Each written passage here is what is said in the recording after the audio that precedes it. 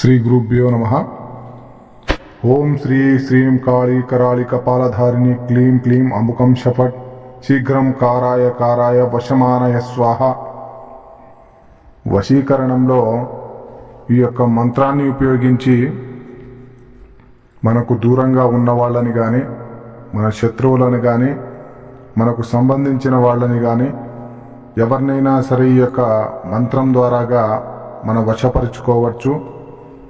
భార్యాభర్తలైతే పురుష వశీకరణానికైతే ఎవరైతే స్త్రీ పురుషుల్ని కోరుకుంటారో తెల్లవారుజామున తలస్నానం చేసుకొని ఈ యొక్క మంత్రాన్ని తులసి చెట్టు చుట్టూ 11 ప్రదక్షిణలు చేస్తూ ఈ యొక్క మంత్రాన్ని జపిస్తే వాళ్ళు కోరుకున్న వాళ్ళని వశపరుచుకోవచ్చు.